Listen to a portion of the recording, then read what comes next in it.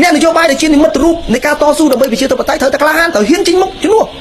ត្រូវហ៊ានធ្វើកិច្ចការជំនួសប្រជាពលរដ្ឋដែលប្រជាពលរដ្ឋអត់ហ៊ានត្រូវហ៊ាននិយាយជំនួសប្រជាពលរដ្ឋនៅពេលដែលប្រជាពលរដ្ឋអត់ហ៊ាននិយាយអាហ្នឹងជាមេដឹកនាំដែលជានិមិត្តរូបនៃការតស៊ូដើម្បីប្រជាធិបតេយ្យហើយមេដឹកនាំដែលជានិមិត្តរូបនៃការតស៊ូដើម្បីប្រជាធិបតេយ្យមួយទៀតគឺជាមេដឹកនាំដែលមានការលះបង់ខ្ពស់មេដឹកនាំដែលជានិមិត្តត្រូវលះបង់លើសពីយើងទាំងអស់គ្នាណាស្មោះត្រង់ជាងយើងក្លាហានជាងយើងហើយលះបង់ច្រើនជាងយើងទៀតលះបង់ទាំងពេលវេលាលះបង់ទាំងប្រាក់កាក់លះបង់ទាំងសេរីភាពហើយហ៊ានលះបង់ដល់អាយុជីវិតដើម្បីការពារនៅបូរណភាពដែលការពារប្រជាពលរដ្ឋអាហ្នឹងឯងដែលគេហៅថាជានិមិត្តរូបនៃការតស៊ូដើម្បីប្រជាធិបតេយ្យដូច្នេះបងប្អូនឃើញហើយផ្ទះ2ផ្ទះ3ដែលជាថាអូជាតំណាងឲ្យឧត្តមគតិដើមរបស់គណៈបកភ្លើងទៀនអារឿងផ្ទះសំខាន់មួយឯងតែសំខាន់មួយទៀតថាតើនិមិត្តរូបនៃការតស៊ូនយោបាយរបស់យើងគឺនៅក្នុងផ្ទះមួយដែរខ្ញុំមិនដឹងថាបងប្អូនចាត់ទុកណាអ្នកណាជានិមិត្តរូបឯនៅក្នុងចិត្តខ្ញុំជឿថាបច្ចុប្បន្ននេះនៅក្នុងប្រទេសកម្ពុជានេះបងប្អូនមិនដឹងថាចាត់ទុកជាអ្នកណាជានិមិត្តរូបឯប៉ុន្តែសម្រាប់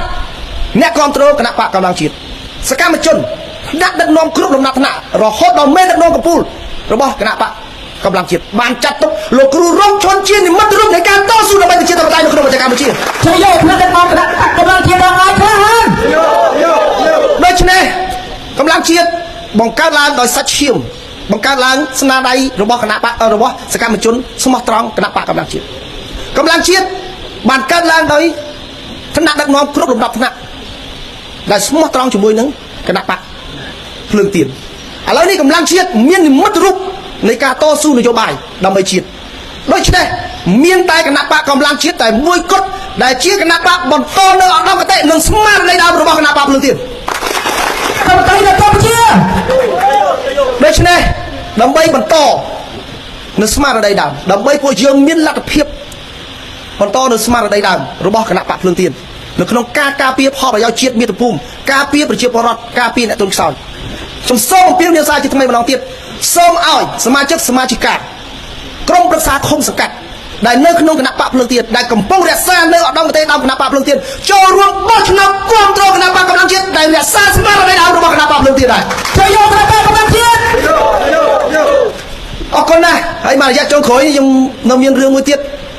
ឡូវនេះគឺថាវាស្មុគស្មាញបងប្អូនប៉ុន្តែយើងត្រូវតែទទួលយកប៉ុន្តែថ្ងៃនេះគឺខ្ញុំនិយាយឲ្យស្រឡះទាំងអស់គ្នាឥឡូវចូលដល់មួយទៀតអានេះបោះឆ្នោតអសកលព្រឹទ្ធសភានៅបោះឆ្នោតអសកលមួយទៀតนั่นคือการบอชนอตกรมประชาสรบกรองขันให้หนึ่งแค่เรียนที่นี่บอชนอตนั่นคือการบอชนอตอาสกอลโดยเคลียร์ได้ให้องบอชนอตคือกรมประชาคมสังกัดให้หนึ่งดำนางเรียกโดยเคลียร์โดยไล่เยอะแต่เชียร์คณะปะกำลังเชียร์นั่นก็ถือเรียบจำไปกี่จนได้ไปกี่จนโชว์ชั่วโมงหนึ่งขนมสรบหนึ่งขนมกรองหนึ่งขนมขันหนึ่งขนมแค่หนึ่งขนมเรียนที่นี่โดยเคลียร์ได้ให้เอาไว้ในสำคัญยังเชียร์นะท่าองบอชนอตได้เยอะเป็นเปียคือได้เยอะมีกระไรสังคมคือกรมประชาคม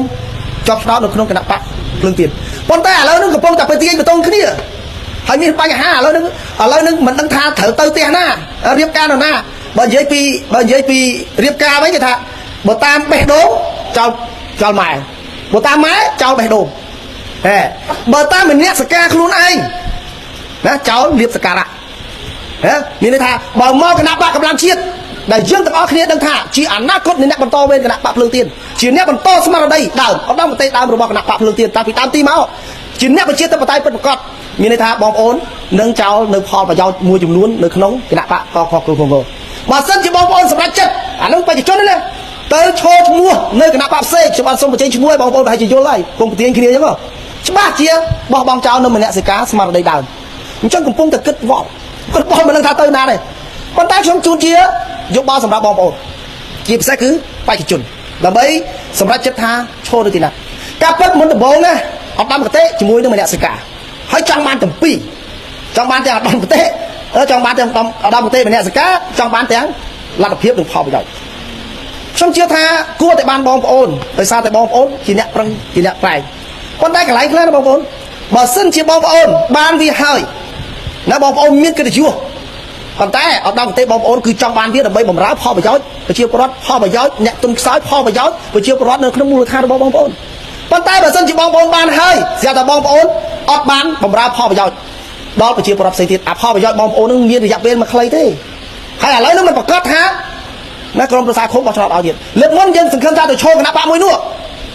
មានមេនៅក្នុងភ្លើងទៀនបច្ចុប្បន្នគាត់គៀបសង្កត់គាត់គម្រាមកំហែងដើម្បីឲ្យអង្គបោះឆ្នោតគ្រប់គ្រងទៅអ្នកដែលទៅឈរនៅគណៈបកមួយហ្នឹងនឹងទទួលបាននៅផលប្រយោជន៍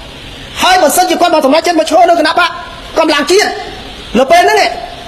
ខាងគេនោះគេគម្រាមកំហែងឲ្យទៅបោះឆ្នោតខាងនោះអញ្ចឹងយើងអ្នកដែលមកឈរបេក្ខជនគណៈបកកម្លាំងជាតិបារម្ភខ្លាចសកម្មជនដែលជាក្រុមប្រឹក្សាគុំសង្កាត់អត់បោះឆ្នោតឲ្យគេរៀបរែកមានថាមកយើងនេះអត់ដល់កតេប៉ុន្តែខ្លាចក្រុមប្រឹក្សាអត់មកដោយសារតែគេបំភ័យយើងទៅអានោះមានន័យថាយើងបោះបង់ចោលដល់កតេម្នាក់សង្កាប៉ុន្តែបានផលប្រយោជន៍ប៉ុន្តែអត់ប្រកាសទេបងប្អូនអត់ប្រកាសថាទៅឈរមកខាងទៀតស្រាប់តែអង្គបោះឆ្នោតគ្រប់គ្រងអត់ទេណាអត់ទេអង្គបោះឆ្នោតទី1បងប្អូនត្រូវចាំថាអង្គបោះឆ្នោតខុសពីអ្នកបោះឆ្នោតប្រជាពលរដ្ឋធម្មតាគាត់ជាអ្នកបោះឆ្នោតមែនប៉ុន្តែគាត់តំណាងឲ្យប្រជាពលរដ្ឋរាប់រយនាក់គាត់ជាអង្គបោះឆ្នោតដែលពោពេញទៅដោយមនសិការនិងឧត្តមគតិគាត់ចេះគិតគាត់ចេះពិចារណាច្បាស់ណាអង្គទី1ទី2ការបោះឆ្នោតគឺសម្ងាត់អត់មានអ្នកណាអាចដឹងថាគាត់បោះឲ្យអ្នកណាទេអញ្ចឹងគាត់ក៏ជាអ្នកដែលមានឧត្តមគតិនឹងស្មារតីដូចយើងដែរនឹងរក្សានូវស្មារតីដើមដូចយើងដែរអញ្ចឹងមិនប្រកាសថាគាត់បោះតាមខ្លួនកាគាត់គេគម្រាមអញ្ចឹងទៅស្មានថាគាត់ខ្លាចតែមិនគាត់នៅស្ងៀមគាត់ខ្ជិលគាត់ខ្លាចគេដកណាកុំឲ្យគេដកគេអីចឹងគាត់នៅស្ងៀមប៉ុន្តែនៅពេលដែលគាត់សម្រេចចិត្តគឺសម្រេចចិត្ត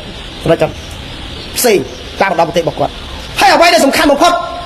រហូតមកដល់ពេលនេះពីមុនគាត់បារម្ភគេដកប៉ុន្តែរហូតមកដល់ពេលនេះទោះបីជាគាត់បោះឆ្នោតដោយចំហគ្រប់គ្រងគណៈបកកម្លាំងជាតិដោយក៏គ្មានអ្នកណាមានសិទ្ធិដកគាត់ដែរទៅយកអ្នកគ្រប់គ្រងគណៈបកកម្លាំងជាតិអស់ហើយ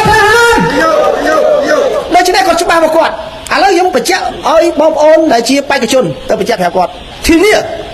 គ្មានអ្នកណាម្នាក់គ្មានក្រុមប្រឹក្សាឃុំណាម្នាក់ដែលជាអង្គបោះឆ្នោតត្រូវបានគេដកតំណែងដោយសារមូលហេតុមិនបោះឆ្នោតគ្រប់គ្រងមេដឹកនាំគម្រាមកំហែងបញ្ជាក់គាត់ច្បាស់ហើយបើសិនជាមានការគម្រាមកំហែងឬក៏ដកក្នុងហេតុផលដែលគាត់អត់បោះឆ្នោតឲ្យបងប្អូនរាយការណ៍មកខ្ញុំរាយការណ៍មកយើងមករាយការណ៍មកកម្លាំងជាតិមកគណៈបកកម្លាំងជាតិមកកុំលេចណាគម្រាមកំហែងអង្គបោះឆ្នោតរំលោភទៅលើភាពសម្ងាត់នៃការបោះឆ្នោតគឺពីនៃពី5លានទៅ20លានរៀលជាប់ទោសព្រមទាំងពី1ឆ្នាំទៅ5ឆ្នាំហើយដកសិទ្ធិឈរឈ្មោះបោះឆ្នោត5ឆ្នាំអញ្ចឹងបានប្រាប់ថាសាមើលទៅដូច្នេះឥឡូវនេះក្រុមប្រឹក្សាឃុំសង្កាត់គឺគាត់នៅតែរក្សាស្មារតីដើមរបស់គាត់